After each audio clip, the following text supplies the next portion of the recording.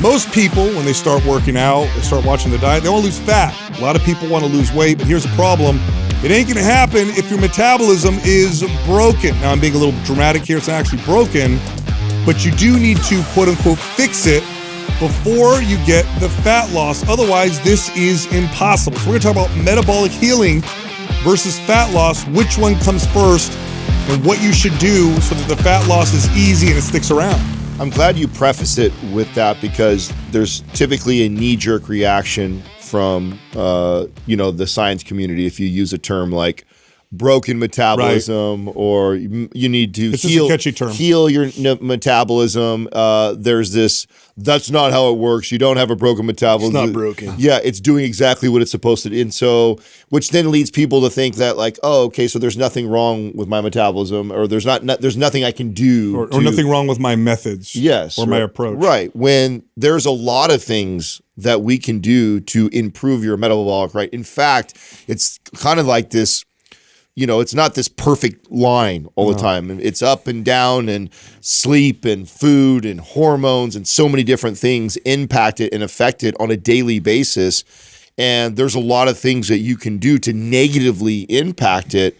And a lot of people, when they first get into training for, fat loss, which is the most, probably the most popular reason why people start working out, actually do a lot of things that end up making it more difficult for themselves metabolically. And so understanding the importance of that is huge to their success. So the metabolism is extremely complex. It's essentially, in a nutshell, just to oversimplify, it's your body's ability to take food and turn it into energy. Okay, so it's your body's ability to produce energy, to fuel itself, to keep you alive. And that's the metabolism. Again, it's extremely complex. In fact, I remember seeing a chart of all the things that we currently understand about metabolism and how they interact with each other, and it's insanely complex. But the key here to understand here is that your metabolism adapts. It adapts quite well. In fact, when people feel like they have a quote-unquote broken metabolism, which is like, it's not burning, I can't lose weight, I'm eating very little, I don't know why this isn't working, how do I fix, quote unquote, my metabolism? What's actually happened is your metabolism's done, like those people would say, Adam, exactly what you asked it to do. It's adapted. It adapted in a way that has made fat loss very difficult for you. And a lot of people don't realize that what they're doing is teaching or training or stimulating or signaling their metabolism to move in this direction that makes it very, very difficult. In fact, the typical approach to fitness does exactly this. So I'll paint the picture for what the typical approach looks like when it comes to fat loss. What it looks like typically is a person will start from the beginning, decides, I want to lose some weight. So like, okay, what do? I need to work out a lot. I need to reduce my calories. I got to eat less, and I got to move more. And initially, this does work. You create what's called an energy imbalance. So you eat less, you move more. Now your body is utilizing more energy than you're taking in. And in order to make up the difference, it pulls from stored energy reserves, notably body fat.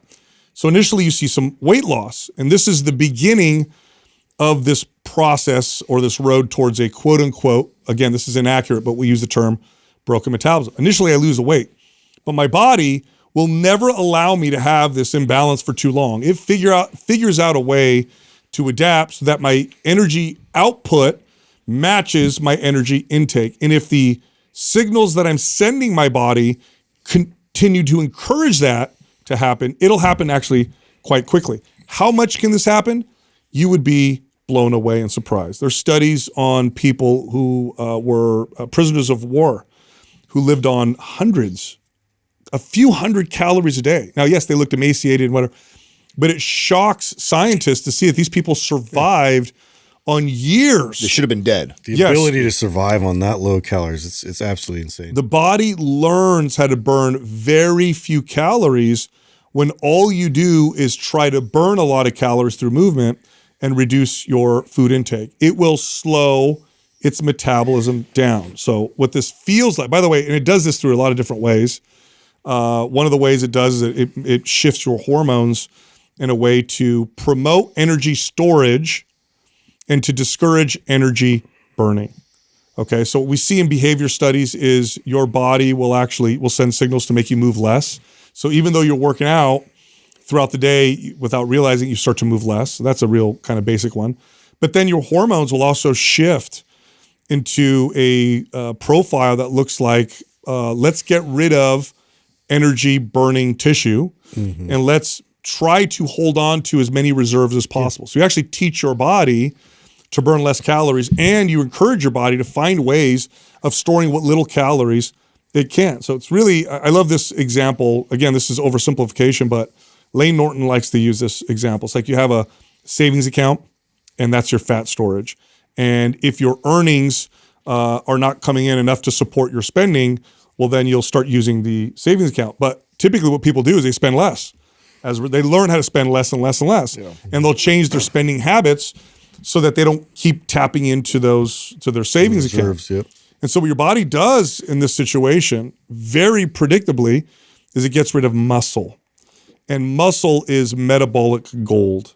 And if you lose muscle, you are setting yourself up. This is the broken metabolism that happens, is you start to lose muscle, and then your body becomes so resistant that what it feels like is, I'm working out so much, I'm eating so little, this sucks, it doesn't feel good. I initially lost 15 pounds, I got 20 more pounds to go.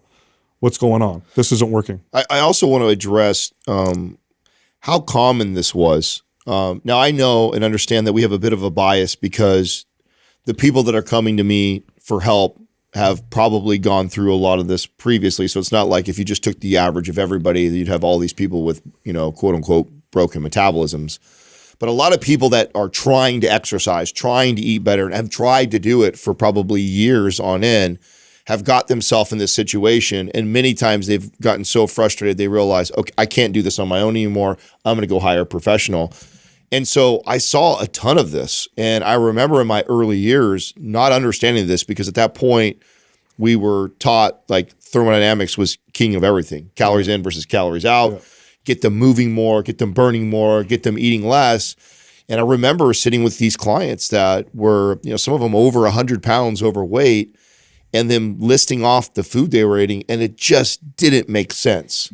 I bet you thought they were lying. I 100% thought they were lying. And I feel awful because later on I realized how many people that had happened to, and it wasn't that they were lying, and it wasn't that they had a broken metabolism. What it was is that they had tried weight loss so many times with this method, and their only answer was more activity and less calories, more activity and less calories. And it always worked a little bit.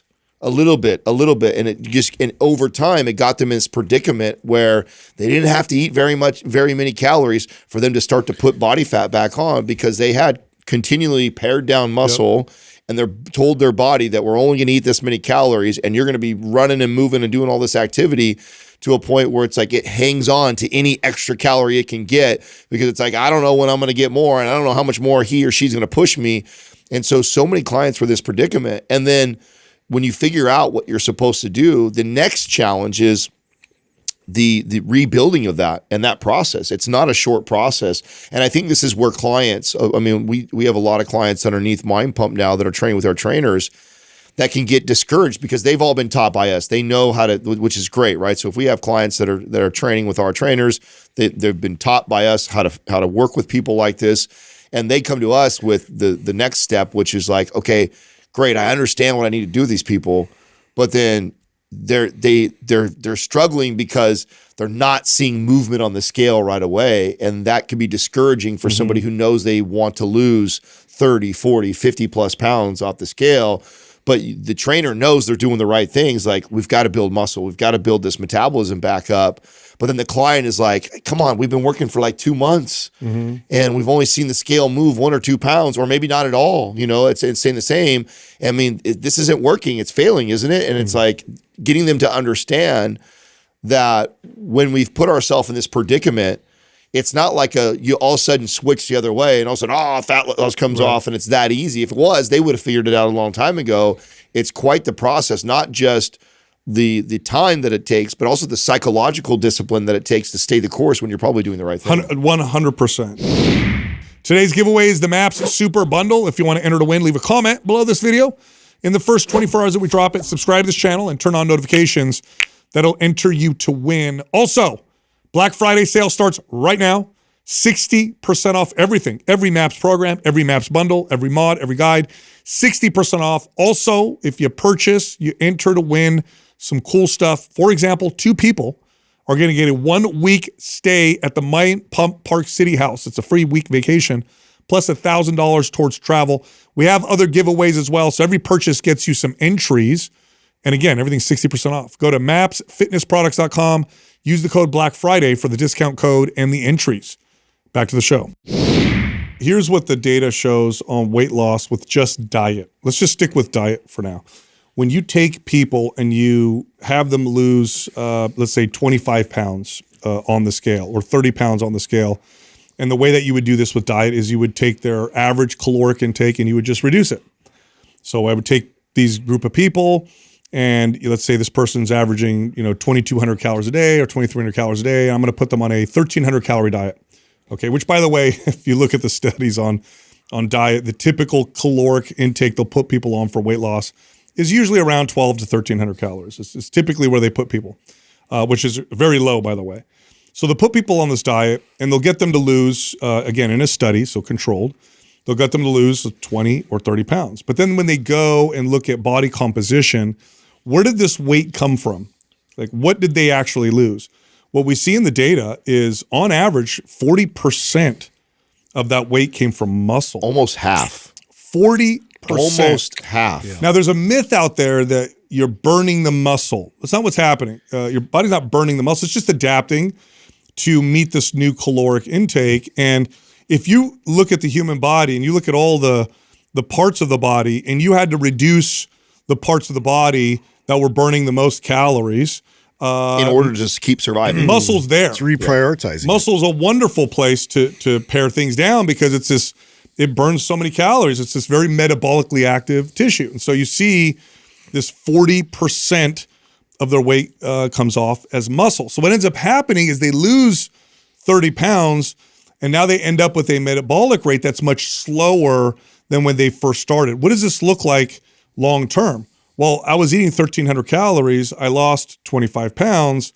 Now I have to eat 1,300 calories forever in order to keep this, amount of weight off. And 1,300 calories a day for the rest of your life is very difficult to maintain. It's a miserable place. It's not a great place to be. By the way, here's the other side of it, because I've heard people argue this before, and it's so silly to me.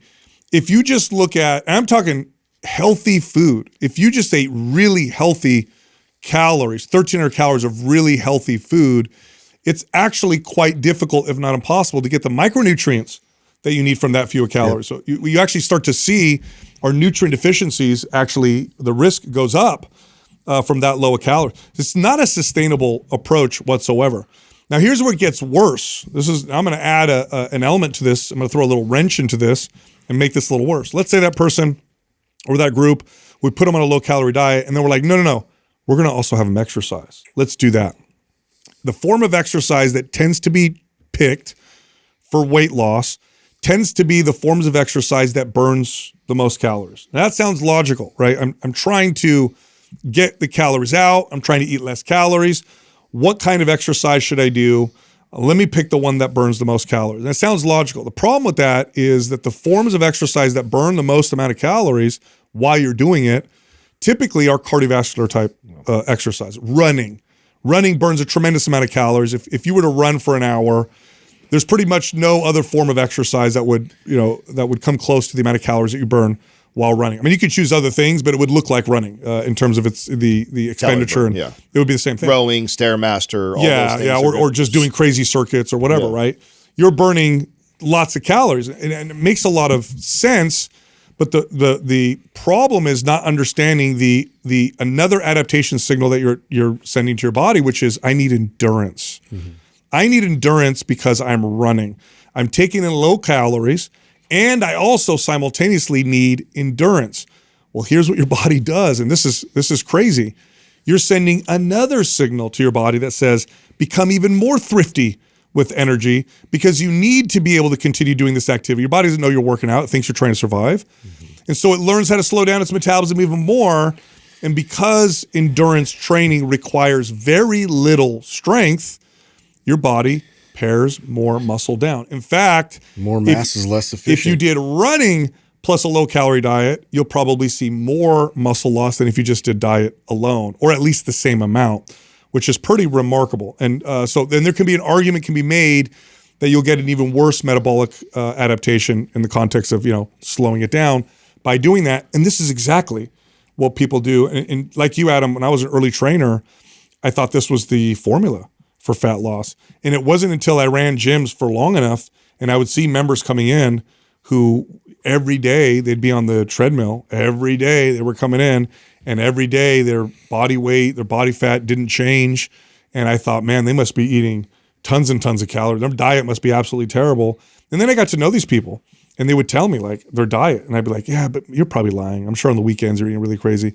And then some of these people I got to really respect, and I saw like, oh my gosh, like this is really difficult for a lot of people because something else is happening. Something else is happening. That's when I started to understand metabolic adaptation. You know what also becomes really challenging for the client that's going through this is that when they've done this for a long enough time and they've got their metabolic rate to come down to some really low numbers, say like 1,300 to your point, because that's kind of the average where these diets tend up being and all this expenditure.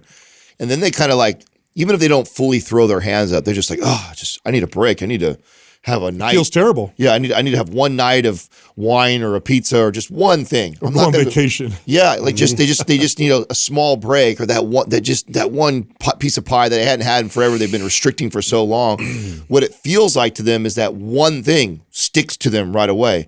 And part of why that feels that way is one 700 calorie or 1,000 calorie slice of pie is literally 80% of their daily intake. Mm-hmm. Whereas if they had a metabolic rate, say that was up towards 2,800 calories, that same person could afford to have a little bit of flexibility in the diet and not feel like it gets stuck right to them.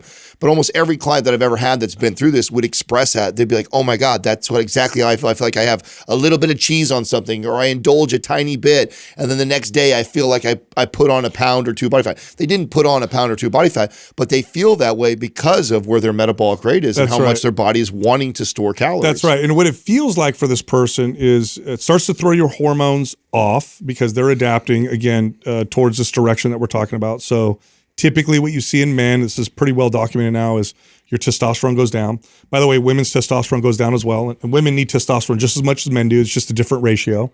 In women, you'll see estrogen and progesterone get thrown off. Cortisol, which is a stress hormone, starts to become out of whack. So we'll say elevated, but really what it starts to look like is an inverted cortisol release where it's a little low in the morning, high at night. Why? Because cortisol is this kind of energy-producing stress hormone. That's what it does, right? If I were to give you a shot of cortisol right now, you'd feel this kind of wired type of energy. And cortisol also promotes muscle loss and fat storage. It's correlated or connected to visceral fat. So your hormones are off. My libido's down. I'm not getting enough nutrients because my calories are so low. Plus, I'm throwing all the stress on my body with all this exercise. I'm getting not great sleep. I've got low energy. I got signs of too much stress. My hair doesn't look good. My nails don't look good. I just feel worn down. And at this point, the person says, why am I doing this? I give up. I don't want to do this anymore. This doesn't make any sense. This sucks. Of course it sucks. It's because you're doing this in such a challenging way. And it makes it impossible to maintain. It makes it impossible to maintain. So what's the fix? All right. How do we fix this? Well, first, let's look at exercise, and rather than judge it by its calorie burn, let's look at it as a way to signal the body to adapt. What adaptation are we looking for? What would be the most beneficial adaptation for somebody who wants to be able to lose body fat and keep it off? Well, something that's going to make my metabolism faster, to put it plainly. Again, I'm oversimplifying, but what signal could I send to my body that would speed up my metabolism? Well, the most effective signal is the one that tells you to build muscle, not the one that burns the most calories. This episode is brought to you by From Our Place. This is kitchenware that is forever chemical free. By the way, everything on sale right now on the whole site, up to 35% off. Go check them out, FromOurPlace.com. Back to the show. Why build more muscle? What's that going to do? Muscle is very metabolically active. It burns more calories at rest. It burns more calories at activity. It's insulin sensitive. It's got androgen receptors in there, so it makes your testosterone more effective. In fact, if you build muscle, we start to build muscle, we tend to see a balancing of hormones. And so you start to move your metabolism in a more favorable direction because you're strength training. You're lifting weights. By the way, you have to lift weights like somebody who's trying to build muscle, not like somebody who's just trying to burn a lot of calories, because you could use weights in a way that make it like running, okay? Make it like cardiovascular training. So now you got to lift weights, but there's another side to this equation, which is, okay, I'm lifting weights to get stronger. So I'm doing straight sets, 10 reps. I'm resting for 2 minutes, I'm doing those 10. I'm trying to get stronger. But now I have to feed and fuel that adaptation. I have to do something with my food intake that actually allows me to add that metabolic tissue, which looks like I'm eating a little more, and I'm eating high protein, and I'm fueling and supporting this adaptation now that's moving in a positive direction. And you're right, Adam, this takes some time, especially when you're coming from the other direction where I've been overtraining and undereating. Now we do what's called a slow reverse diet with strength training. And this can take, for some people react really quickly. So you're looking at 60 days. Other people could take 6 months, some people a year. On average, I'll say between around 3 months is when we start to see really positive effects. And then we're in a position where, well, now if we cut calories, I can bring it down to 2,000 calories instead of 1,300 calories. We also have to address and I hate the trainers that tout the study that compares the calorie burn at rest of muscle versus fat, because in a lab comparing muscle tissue versus fat tissue, the difference of calorie expenditure in the day is negligible. It's not what we see in real life, and it doesn't tell the full story. And I can't stand when I see trainers that tout that study, because then the message that you're sending right now about how incredibly beneficial it is to go build muscle, to speed the metabolism up, all of a sudden goes, wait a second. It's only 10, 15 more calories. Yeah, 10, 15 more calories. I'd have to build copious amounts of muscle. 40 pounds of muscle to make a difference. That's what it looks like under a microscope in a lab in its resting position. You have to understand that there's more that meets the eye. When you add 5 pounds of muscle to a person's body, first of all, that person organically becomes more active. That person organically becomes stronger. Volume increases. Again, you talked about this the other day of like how in these studies where they control volume. Well, you don't control volume. No one's in a lab controlling staying exactly the same. When they get stronger, you lift more weights. Yeah. When you lift more weights, you're now increasing your volume, which sends that loud signal. Plus, how much more training does it take just to sustain that extra muscle on you? There's the extra calories expenditure there. So I cannot stand when we use that as a way to tell people it's not that big of a difference when it is life-changing. I've seen countless clients firsthand that I've taken from eating 1,300 calories. We've added, say, 10 pounds of muscle, and that person is eating near 3,000 calories. That doesn't math based off of what the research says comparing muscle tissue to fat tissue, because there's more going on. No, we do it all the time. It's predictable. We have callers all the time that call in that take our advice. They come back on, oh my God, I've added 1,000 calories to my diet and the scale hasn't moved. I haven't gained any weight. It's like your metabolism went up. By the way, the studies will also show that you could have the same lean body mass and dramatically slow down or speed up your metabolism, because there's a lot more that's going on that we don't understand. Things like mitochondrial uncoupling, things like how your body's utilizing hormones. And again, it's so complex, but routinely, and I can say this with all confidence, I could get a person's metabolism to go up by 500 to 800. That's like a routine average. Yeah. Oftentimes I'd see much higher depending on the person I'm working with. Crazy numbers. I'll tell a personal story. The first time that I really got this and applied it, I had a young lady that hired me who was running 25 miles a week. So she liked to run. Plus she was lifting weights, but it looked more like circuits. And she's doing that 3 days a week. And she was eating about 1,500 calories a day. So consider 1,500 plus she took a lot of steps every single day. She had a pedometer. So think about this, 1,500 calories while running 25 miles a week, while doing circuit training a few days a week, while taking something like 12 or 15,000 steps a day. And she just couldn't figure out why she couldn't get her body fat percentage. She wasn't not fit, so she wasn't like super overweight, but she couldn't get her body fat below, it was like 24, 25%. So I took this individual and I immediately said, we're gonna take your running from 25 miles a week to 5 miles a week. So I took 20 miles way off. And I said, you're gonna strength train with me 2 days a week, and it's not gonna be circuits. We're gonna lift weights to get stronger. And then I want your calories up to 1,800, because we gotta do kind of the slow process. I don't wanna freak her out. I'm going to bring you up to 1,800 calories. I'm going to have you hit 1 gram of protein per pound of body weight, and we're going to start there. Now, over the course of a year, the strength training went from 2 days a week to 3 days a week. The running went down to 0. All she did was walk, and her calories went all the way up to 2,800 calories a day, and her body fat percentage was 17%. Now, she looked remarkably different. Now, when you think back to that exact client and many other clients just like that story that we've all trained, what do the conversations kind of look like? Because you know what happens, like, you know, I'm almost always, you've increased their calories by 300 calories already in the first month, and there's not a lot of movement. Yeah. She didn't go up, she didn't go down on the scale, but she's eating 300 more calories. And a lot of times clients don't realize what a win. That's a huge win. And so you talk about that a little bit about like, what are like some of those conversations for that client along that process? Because I mean, we can map it out, like this is what it looks like, but when you're in it, the clients a lot of times get really, really frustrated because they expect they should see more or it should move along even faster. The best strategy that I ever used with these kinds of clients, and I did it with her and then ever since, this is what I would do with these clients, is I got them to understand how if you're getting stronger, I would connect strength with your metabolism getting faster. Now, that's not always the case, but it can often be the case that if you're getting stronger, you're probably building muscle. And if you're building muscle, we're probably moving in the right direction. So I got them to fall in love with getting stronger. And this was the metric that we measured. So when she would come to the gym and I'm slowly increasing her calories, reducing her activity, having her do more strength training, traditional strength training, I got her so excited about just getting stronger. And though the weight didn't really change much for the first few months on the scale, the fact that she was lifting 50 more pounds in her squat and 70 more pounds in her deadlift and her bench press went up 15 pounds, that got her really excited. So she got really excited just about getting stronger. Now, once we started to really move things in that direction, after a few months, then we started to see body composition changes. And it got to the point, and here's what it looks like, by the way, at the end of this. At the end of this, what it looks like is, and I've said this many times to our coaches, you know you're doing a good job when your client comes to you and says, I don't understand how this is working.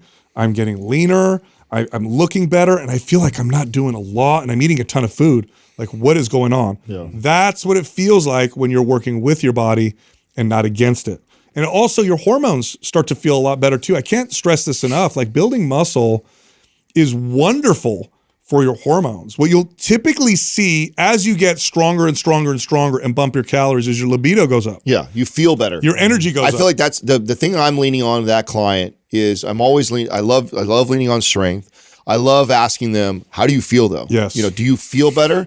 I understand that it's been 3 months. We've only added 300 calories and you've seen no weight loss yet. But listen, if every 3 months I can increase you by 300 calories and you continue to feel better, you continue to get stronger, that means in 9 months from now, you'll be eating 1,000 more calories than you're used to, feeling great and stronger than you've ever been.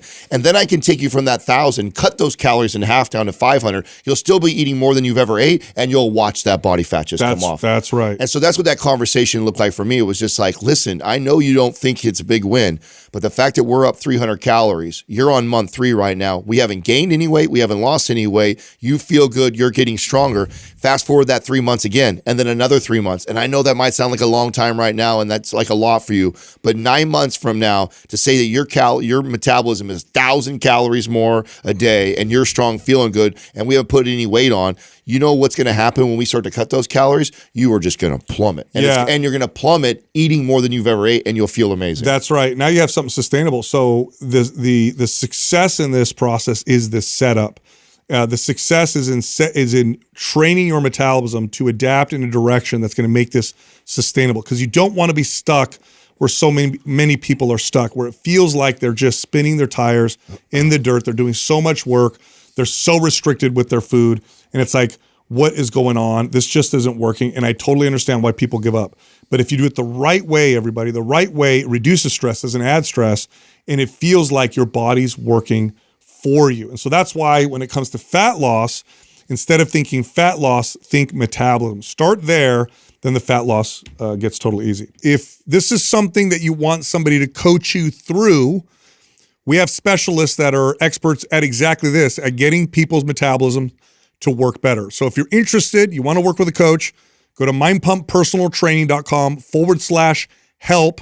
and one of our coaches will call you and we could talk about how they can get you back on track and get that metabolism humming again, or maybe for the first time ever. And also, look, if you like the show, come find us on Instagram. We'll see you at Mind Pump Media.